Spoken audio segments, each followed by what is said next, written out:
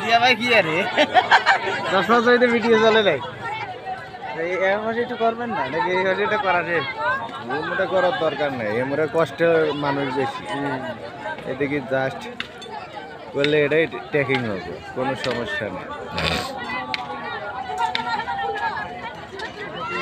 বেতন দেব না 3 মাস আটকে বেতন এইগুলো মানুষগুলো